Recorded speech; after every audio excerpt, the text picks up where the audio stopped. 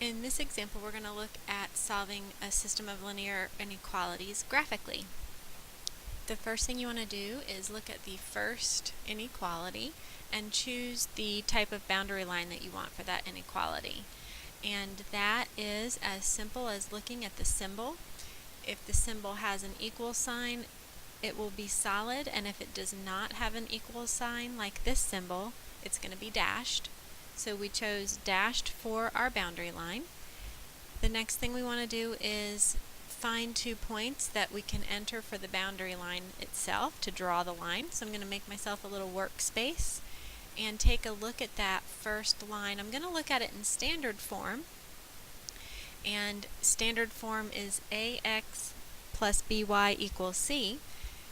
I see that I've got the y and the x swapped, so I'm just going to swap those for true standard form. You don't have to, but this is actually true standard form now. And I'm checking to see if my coefficients are divisible by the constant. And yes, the -6 is divisible into the constant, and the 4 is also divisible into the constant.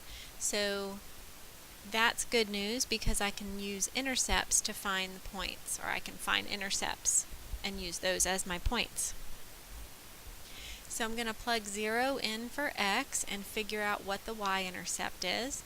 It's nice and easy to plug 0 in because I get 4y equals 24, and then I just have to divide by 4.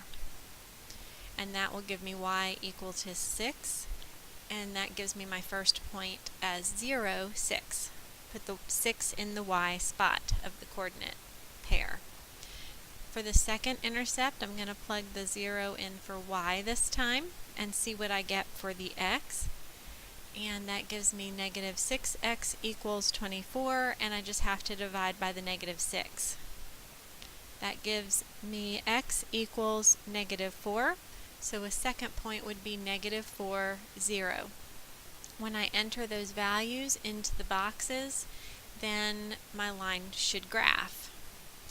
So I've got my 2 intercepts graphed. It's a nice dashed boundary line, and now I just have to select the region that I want to shade. In this example, I'm going to use the 0, 0. I'm going to check that point 0, 0 in the original inequality. So I'm just plugging 0 and 0 in for the x and the y, and that gives me the expression 0 is greater than 24. This is false. This is not a true statement. So that means the point that I checked, the 0, 0, is false. And I want to shade the other side of the line. So I want side B, the side that doesn't have the 0, 0, since that point is false. Once you select that, region B will shade.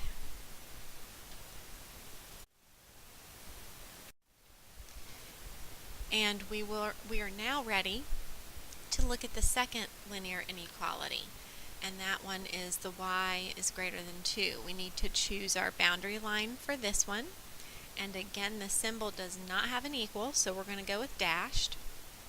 And now we need to figure out what 2 points would be on this boundary line. So I'm going to make my workspace, and I'm looking at the line. I'm noticing it's a y equals c line, or y equals a constant, y equals 2. And in my head I'm thinking, well, y lines are horizontal lines. And when I look for 2 points, or when I specify 2 points on this line, all I have to do is make sure that y is equal to 2 in those 2 points. X can be anything I want it to be. So I'm going to plug in 0 and 1 for x, and I'm going to make sure that my y's are 2's. And when I enter those numbers into the boxes, my dashed line will graph, and it gives me region C or D. I have to select the correct region to shade, so I'm going to think about this another minute and ask myself, do I shade the greater side, the above, or I'm going to shade the less side, below? Which one is it? Since my symbol is greater, y is greater than 2, I do want to shade above the line. And since D is above the line, that's the portion that I'm going to shade. The last step of this problem is asking me to find the region with points that satisfy both inequalities. So I have to think back and remember that I did shade to the left of that first line, and I shaded above the second line. So I want the left and above.